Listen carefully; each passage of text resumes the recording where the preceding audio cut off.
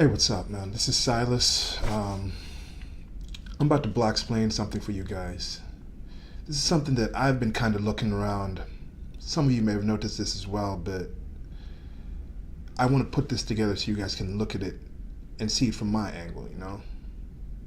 I'm about to head back to Africa here in a bit. And I've traveled around, I've seen different things, I've seen the way different people, different places talk about other people. And there's something you notice when you're here in a place like America, or you're in Europe and you see about these minority rights and you think, okay, these people are actually looking out for other people. But I think there needs to be a minority recount here. And, you know, if you really want to know how evil white people are, man, you know, it's the current empowerment of minorities. This is something that's really deep and ingrained in there. Because they're even more evil than you actually think. You know, globalization is coming. Like it or not, it's how we roll, you know? It's how the world spins. You know, we're going from families to clans to tribes, villages, towns, townships, cities, counties, districts, principalities, states, nations, and then to continents. You know, communication is growing and it's growing our communities. We're getting more and more connected. The global community is next. Whether you like it or not, that's what's going to happen. So guess who's positioning themselves to be at the top of that pyramid? White people. Yeah. You know, I hear you saying, like, in the Western white nations, there seems to be a lot of people talking about, let's address what's happening with the minorities. You see these people in the streets, you see these Antifa people, you see these kind of people out there, these people on the left talking about we need minority rights, we need minority representation. You hear them talking about this within their borders and whatnot. But the majority has power, and that minority simply doesn't. You know, that's what they're saying often and often. They're saying that on and on. You know, this power places them in a position of privilege. The efforts need to be made for minorities so they can be represented. They need their spaces, as people keep telling me. You keep hearing this. Minorities need their spaces. We need places for minorities, minority voices to be heard. They're even convincing some minority leaders to go out there. That term keeps coming up again. Minority, minority, minority. They need to be listened to and believed, these minority people. Their struggle needs to be listened to and believed. They need their fair share. Who could be against this? It's good for everyone, right? You know, this is what they keep telling you. They keep telling you over and over again. It's hammered into you. But you know one thing? White people can count. Though the practice predates them. You know, the Greeks coined the term mathematics, but the Greeks were pretty much white people. I mean, I know the Mediterranean people. Some of you might go out to Greece, you might see some Greek people, and I know these minority groups. Some of you in the black community, some of you in these other communities might feel like you have something in common with the Greeks. I mean, you look at the way the country is, a lot of travel, a lot of tourism, a lot of food, the music, the dance. They like a lot of similar things that you find in places like Africa, so you might think that, oh, that's close to us. You know, the Greeks coined the term mathematics, and also the white people, as the borrowers of brown knowledge that they are, the Westerners also adopted the decimal system present in the Hindu or Arabic numerals. So they get the percentages. They know about these things. They know that majorities, and they know what minorities are. No matter what they say, they know. It's in their language. It's in the numbers that they've been using. They know what a majority is, and they know what a minority is. So, peep this. We know that they've been all over the world, right? You know, conquering and whatnot. So they also know the places. They know how many people are out there. They've been to these other continents. They got film. They got numbers. They got the United Nations. They know about these things. So they know the world. They also know that they actually are in. So with that knowledge, what's the best way to set yourself up for the upcoming global world, for the upcoming globalization?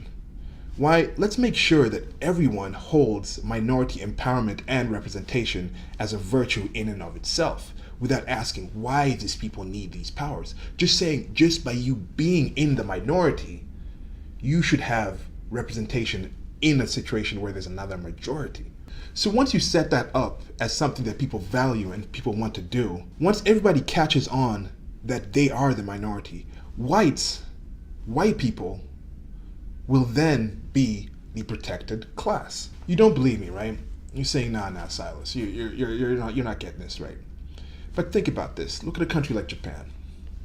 How diverse is Japan? Where do you see this whole idea of minority rights being pushed? In Africa? In Asia? In the Middle East? Nah.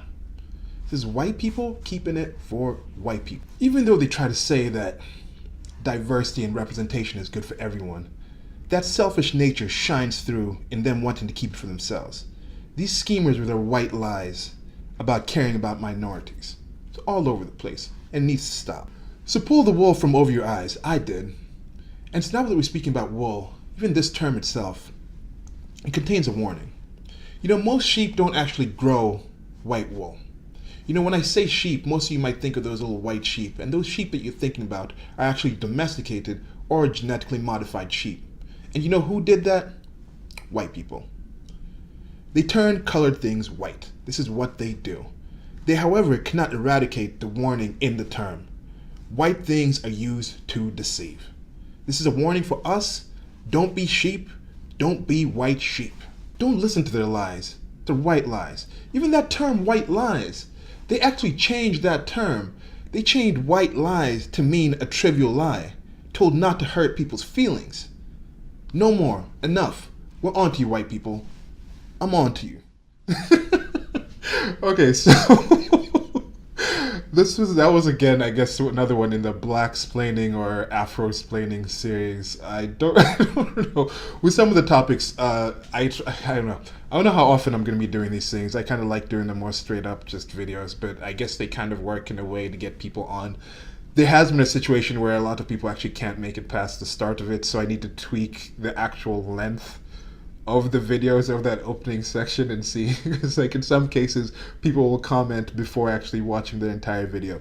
But the general topic of this video was something that I've noticed. White people are a minority. I mean, however you want to define white people. I have a couple of videos trying to say, okay, what do you mean by white or race? And Caucasians are actually a small percentage of the people with European ancestry and things like that. But now if you just count, let's say, for the sake of this video, we count the three major races as black people who are majority neotic is a different term, but majority people, is it like neolite or something? Majority of the people, sub-Saharan Africans, so black skin, dark skinned people. Then the Europeans, more the white skinned, European, Western European, thinking about that kind of things. And then we're going to talk about the Asians. And then, of course, I said with the transitionary races, because it's tough, where do the Middle Easterners fall into this whole spectrum and things like that? Are those a different race?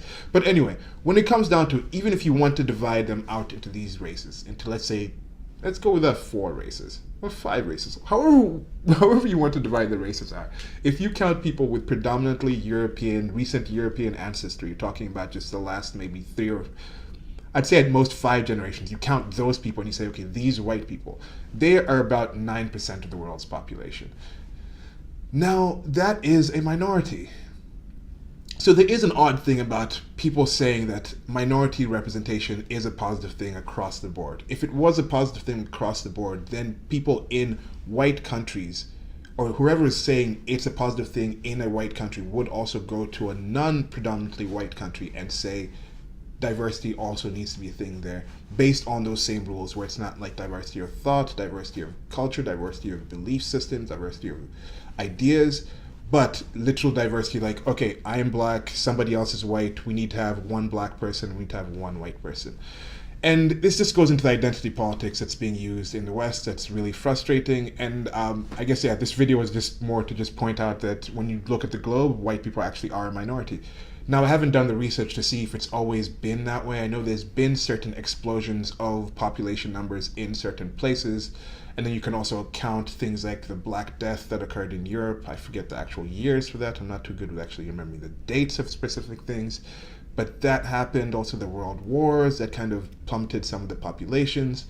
And then you also have the effect that, as I've mentioned in previous videos, I've had close experience in Nairobi in Kenya to see people who were coming from families that lived in villages that had polygamy and they had multiple wives and children. So these big families were on average somebody who did get access to reproduction, which would normally take a few wives and would have on average, one man would on average have, I'd say maybe 10 to 15 kids. So 5 kids per wife if you're having like 3 wives or something like that. So that used to be an average situation. Now you have those people moving to the city, having a different access to resources, and the kids live longer. There's a lower mortality rate of the kids So now they're changing their practices and what they do, and then they're having fewer kids. So this whole idea that there's going to be a population boom, it's going to explode, that Africa is going to be like twice the size that it is today in like 50 or 75 years, I don't think so. I think advancements in technology are going to show that the numbers are going to level out of reproduction in these places. Just the same way that it happened in the West, in Europe. Not too long ago in the West and Europe, there were a lot bigger families. You can go to places in the United States of America, and depending on them being urban versus rural situations, you still see this situation where there's larger families, depending on the culture that's in the area. I think the Amish people might have large families. I think the Mormons still have polygamy and some larger families, but that's going on the wayside, and I think that same trend is happening. So anyway, whenever you hear minority rights, start questioning exactly what they mean by minority rights. When you actually think about the globalization situation, realize that white people, no matter how you want to define it, no matter how broadly you want to define white people as a race or as a group, as a culture, they have always been the minority in the world. I think at least they definitely are now. Let me not just say they've always been the minority in the world, but they definitely are the vast minority now. And also any issues that are occurring within those countries are also majority done by people of that similar race, just how it is in Africa. Most of the people who are messing it up for the Africans are Africans. In Asia, most of the people who are messing it up for the Asians are Asians. This happens if you're around certain people. Chances are the majority of the bad things and positive things done are both going to be by those people. But yeah, that's the video for today. Like, share, and subscribe. The other videos I did with this kind of system are this Black Panther video, and there was a video about white slavery, which I should check out if you get the chance to. So like, share, and subscribe one more time. This is Silas. Goodbye.